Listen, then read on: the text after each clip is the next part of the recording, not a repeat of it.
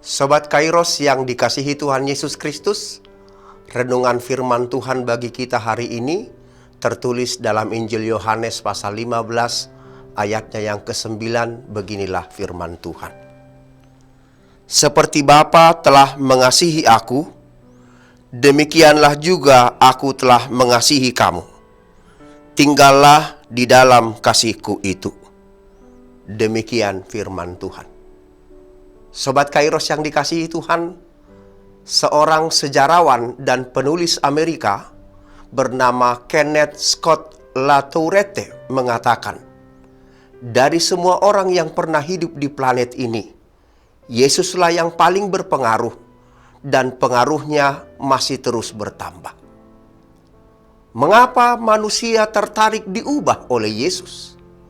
Bukan karena kekuatannya, bukan karena mujizat demi mujizat yang dilakukannya, tetapi karena kasih-Nya. Buktinya, sampai hari ini kita mengikut Yesus bukan untuk mengharap mujizat, seperti kesembuhan atas sakit penyakit. Bukan pula untuk berkat kekayaan, harta, jabatan, dan sebagainya. Bukan pula untuk berkat status terpandang dalam masyarakat.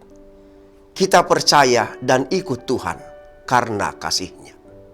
Sobat Kairos, sekeras apapun kehidupan yang kita jalani, seberat apapun pergumulan kita, seberat apapun sakit penyakit kita saat ini, yang pasti Tuhan tidak pernah meninggalkan kita. Sebaliknya, sekaya apapun kita, sesenang apapun hidup kita, semuanya itu karena kasih Tuhan. Wujud kasih Allah paling agung ialah memberikan anaknya Yesus Kristus. Dalam Yohanes 3 ayat 16 jelas dikatakan, karena begitu besar kasih Allah akan dunia ini, sehingga Ia telah mengaruniakan anaknya yang tunggal, supaya setiap orang yang percaya kepadanya tidak binasa, melainkan beroleh hidup yang kekal. Karena kasih-Nya, anaknya yang tunggal diberikan, dan hidupnya diserahkan untuk manusia. Kasih Allah tertinggi adalah pengorbanan tertinggi. Dalam Filipi 2 ayat 6 dikatakan, yang walaupun dalam rupa Allah, tidak menganggap kesetaraan dengan Allah itu sebagai milik yang harus dipertahankan, melainkan telah mengosongkan dirinya sendiri dan mengambil rupa seorang hamba dan menjadi sama dengan manusia. Kita semua terpanggil untuk meniru dan meneladani kasih Allah dalam Kristus Yesus, yaitu mengasihi Allah dengan segenap hati, jiwa, dan kekuatan, serta mengasihi sesama manusia seperti diri sendiri. Kasih adalah perintah, berarti kasih adalah keharusan dalam hidup orang percaya. Kasih adalah perintah tanpa syarat. Kasih harus menjadi gaya hidup setiap orang yang percaya. Kasih kita adalah kasih yang tak bersyarat, seperti kasih Tuhan pada kita. Kasih jangan dibuat menjadi aksi tabur tuai.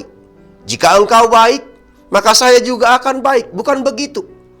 Walaupun tak seorang mau mengasihi kita, kita harus tetap mau mengasihi mereka. Kasih Allah adalah kasih yang mendamaikan.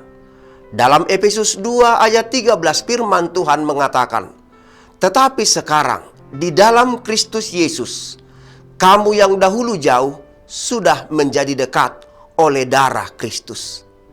Sebagaimana Allah berdamai dengan kita, demikianlah kita juga berdamai dengan semua orang. Kasih Allah memotivasi kita untuk menjadi pembawa damai. Kasih orang percaya adalah kasih yang tak terbatas. Dalam Yohanes 15 ayat 13, Tuhan Yesus mengatakan, tidak ada kasih yang lebih besar daripada kasih seorang yang memberikan nyawanya untuk sahabat-sahabatnya, sampai kehilangan nyawa. Rasul Paulus dalam 1 Korintus 13 ayat 7 mengatakan, satu ciri kasih adalah sabar menderita. Kasih orang Kristen adalah hingga terluka dan menderita. Kita diperintahkan Allah mengasihi, bukan setelah kita kuat dan kaya. Kita diperintahkan mengasihi justru ketika lemah dan miskin. Kita diperintahkan untuk mengasihi ketika orang lain mengecewakan atau berbuat jahat pada kita. Kasih bukan hanya pada sahabat, tetapi juga pada musuh. Tidak ada kata cukup untuk kasih. Tidak ada kata terlalu besar untuk kasih. Tidak ada kata terlalu sering untuk kasih. Semua waktu, semua kondisi, dan keadaan adalah waktu yang paling tepat untuk mengasihi. Sobat Kairos yang dikasihi Tuhan, siapapun yang melakukan kasih, Tuhan Yesus mengatakan, "Engkau adalah sahabatku." Bayangkan, ibu, bapak, saudara-saudara sekalian, Yesus menyebut kita sahabat karena kasih. Upah bagi seorang sahabat adalah Amsal 17 ayat 17. Seorang sahabat menaruh kasih setiap waktu dan menjadi seorang saudara dalam kesukaran. Kristus Yesus mengasihi kita. Kristus Yesus beserta kita dalam suka maupun dalam duka. Dan dalam Yohanes 15 ayat 16 Yesus berjanji, supaya apa yang kamu minta kepada Bapa dalam namaku diberikannya kepadamu. Amin. Selamat beraktivitas Sobat Kairos. Tuhan Yesus memberkati kita.